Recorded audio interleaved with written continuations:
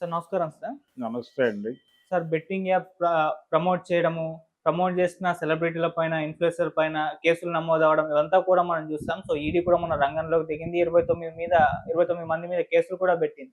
So, ఇదంతా ఒక పక్కన నడుస్తూ ఉంటే ఇప్పుడు కేఏ పాల్ గారు ప్రెస్ మీట్ పెట్టి వీళ్ళ మీద పెట్టారు ఓకే. మరి పవన్ కళ్యాణ్ గారు చేశారు. పవన్ కళ్యాణ్ గారి బ్రదర్స్ చేశారు. బాలకృష్ణ గారు చేశారు. మరి వీళ్ళపైన ఎందుకు చర్యలు లేవు? వీళ్ళపైన ఎందుకు కేసులు లేవు? వీళ్ళు బీజేపీతో ఉన్నారు కాబట్టే కేసులు లేవా అంటూ ప్రశ్నించడం జరిగింది సార్.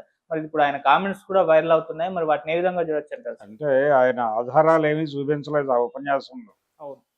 పవన్ కళ్యాణ్ గారు ఫలానా యాప్‌ని ప్రమోట్ చేశాడు, లేకపోతే ఫలానా యాప్‌ని ఎండార్స్ చేశాడు అని చెప్పలేదాయన. హ్మ్. వారు ఏం చెప్పారంటే, బాలకృష్ణ గారు, పవన్ కళ్యాణ్ గారు, పవన్ కళ్యాణ్ గారి బ్రదర్సు అన్నాడు. హ్మ్. బ్రదర్సు అనగా ఆయన ఉద్దేశంలో నాగబాబు, చిరంజీవి. అవును. వాళ్ళు అంటే నాగబాబు, చిరంజీవి, పవన్ కళ్యాణ్, బాలకృష్ణ ఈ నలుగురు ఈ బెట్టింగ్ యాప్స్‌ని ప్రమోట్ చేశారా లేదా? లేకపోతే ఎండార్స్ చేశారా లేదా? అనేది ఎంక్వైరీ చేశారా అని అడుగుతున్నాడు ఆయన. హ్మ్. ఎంక్వైరీ చేయండి. చేయకుండా మాట్లాడొద్దు. వాళ్ళ క్లీన్ చిట్లు అంటే ఎక్కడైనా ఎవిడెన్స్ దొరుకుంటే వచ్చేది కదా బయటకి. వీళ్ళందరి మీద వచ్చినట్టు వాళ్ళ మీద కూడా రావాలి కదా! అవును. అయితే ఒక ఛాన్స్ ఉంది.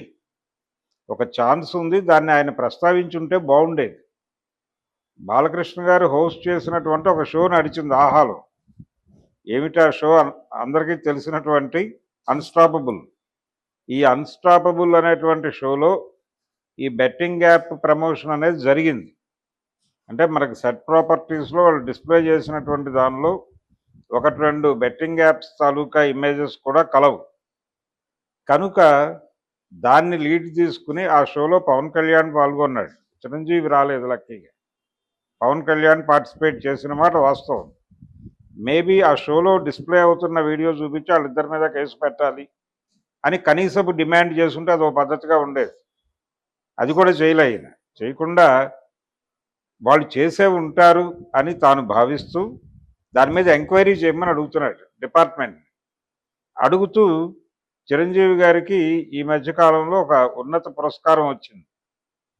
ఆ ఉన్నత పురస్కారం అంటే భారతరత్న కాదు కానీ భారతరత్న కింద బిరుదు ఇచ్చారు ఆయన, పురస్కారం ఇచ్చారు. కాబట్టి బీజేపీ అనుకూలంగా పవన్ కళ్యాణ్ ఉన్నాడు కాబట్టి అని మాట్లాడాడు. బీజేపీకి అనుకూలంగా పవన్ కళ్యాణ్ ఉండడం కాదు, చిరంజీవి కూడా బీజేపీతోనే ఉన్నాడు. ఆయన టెక్నికల్గా కాంగ్రెస్తో సభ్యత్వం ఉందా లేదా అనే గొడవ పక్కన పారేస్తే ఆయన మానసికంగా బీజేపీతోనే ఉన్నాడు చాలా కాలంగా.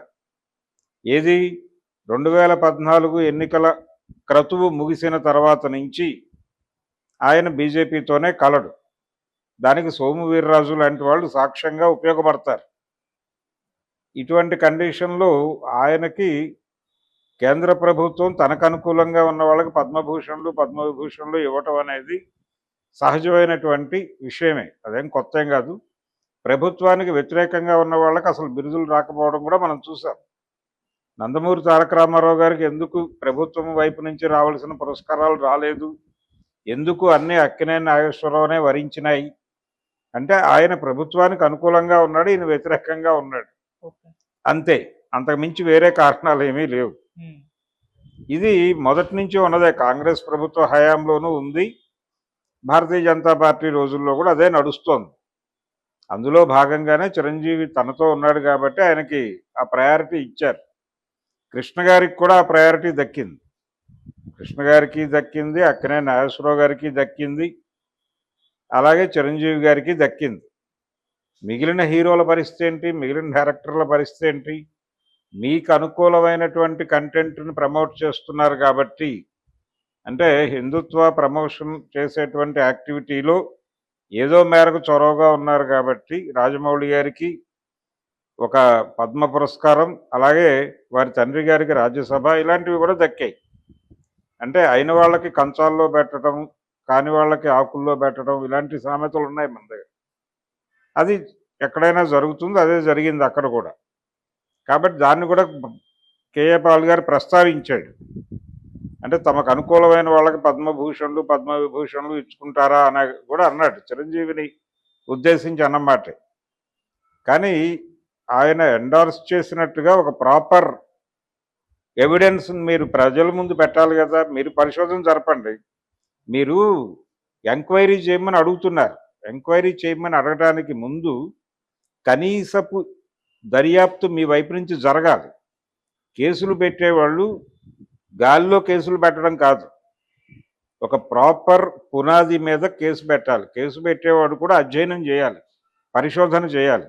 తనకు అనుమానం వచ్చింది, ఈ అనుమానం నిర్ధారించుకోవటానికి అధ్యయనం చేసి సాధికారకమైనటువంటి ఎవిడెన్స్లు పట్టుకొచ్చి ఆ సాక్ష్యాల ఆధారంగా ప్రెస్ మీట్ పెట్టి ఓపెన్ చేసి చితక్కొట్టేయి.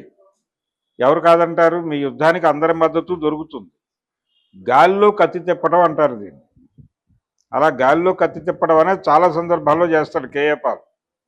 నేను చెప్పినట్టుగా కనీసం ఆ అన్స్టాపబుల్ వీడియో ఫుటేజ్ అయినా సంపాదించి ఆ స్క్రీన్ షాట్స్ అయినా పెట్టి ఆయన ఒక కేసు పెట్టచ్చు. ముందు చిరంజీవిని పక్కన పెట్టి ముందు బాలకృష్ణ, పవన్ కళ్యాణ్ల మీద కేసు పెడితే మిగిలిన గొడవ వేరు. మిగిలిన వాళ్ళ మీద మీరు పరిశోధన చేయండి, ఒక సెల్ ఏర్పాటు చేయండి, ఒక పరిశోధన సెల్ ఏర్పాటు చేసి ఆయన పార్టీ తరఫున ఆ పని చేస్తూ ఈ లోపల పవన్ కళ్యాణ్ని, బాలకృష్ణని ఈ కేసులో ఇరికించాలి. ఇరికించడం కాదు, పెట్టాలి, నమోదు చేయాలి, వాళ్ళ మీద కేసులు పెట్టాలి అని డిమాండ్ చేస్తూ ఆయన ప్రోగ్రామ్ టేకప్ చేయొచ్చు.